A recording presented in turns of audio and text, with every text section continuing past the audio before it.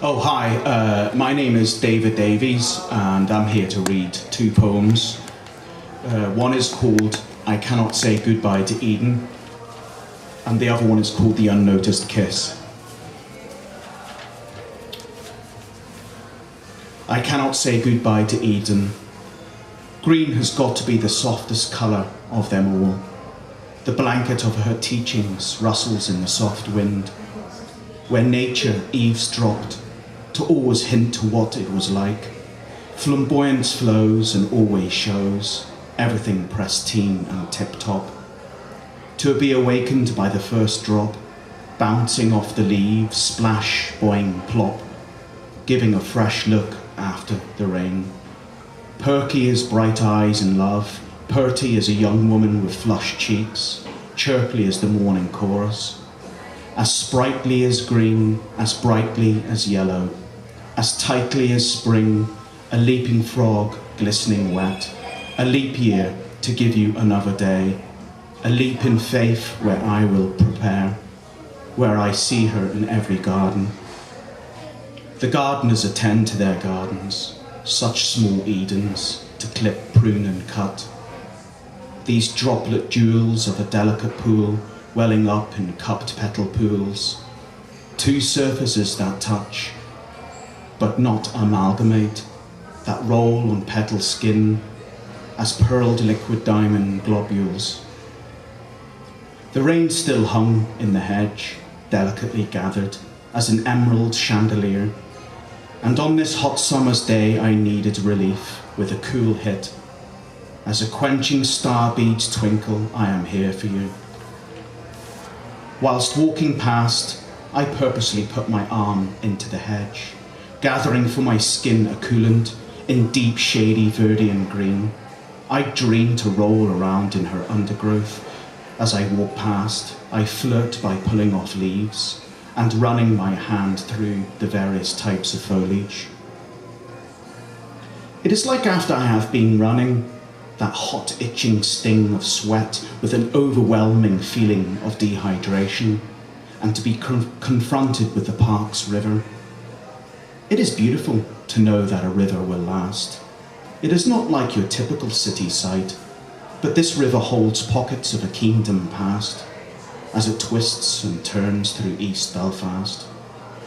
My wild instinct is the will to survive as an outcast, as I am in surrender to the landscape, and I think I would love to drink from that river.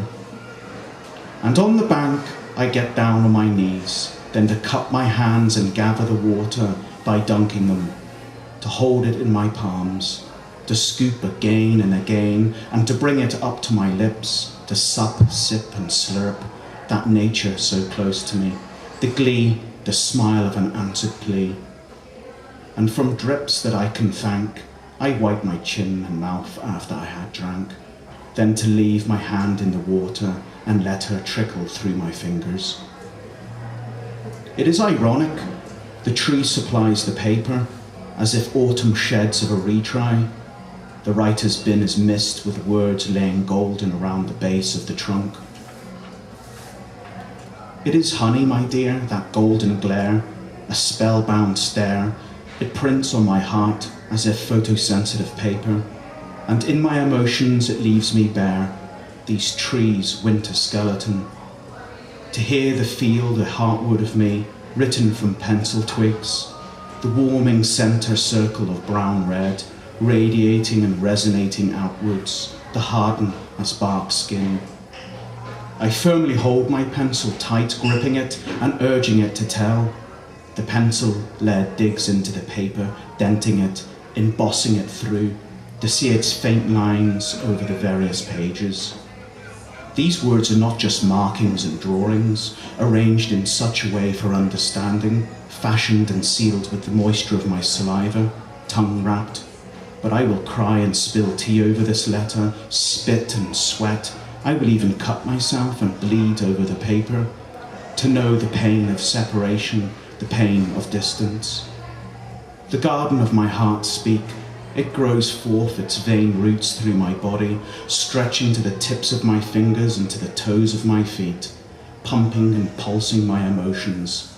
If I cut myself, then I bleed emotions, as if my bleeding heart, dangling its globule, dripping out from within its blossom. So tender. Maybe that's why I am uncomfortable with too much red. If my heart is a garden, then you are my spring of youth, summer of prime, autumn's age of giving and winter's withering pain, when you are not there. And this next poem is much shorter, and it's called The Unnoticed Kiss. Remember me in your awareness. Don't forget me in shouting it abroad, the desire of a faraway place, as if your mind, where I am a little trace. I'm not asking you to leave my mind or to get out. Sex is better when we share our headspace. But in your awareness, please don't take advantage of grace. There is a pond in a cupped petal. Its micro-life organisms are a delight in the mind's dream of truth that I chase. This transparent pearl twirls in a movement of a droplet face.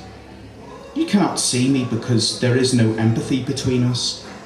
I will appear in the morning dew, cold yet a beautiful thought. You cannot buy them, nor own them, the garden's venue.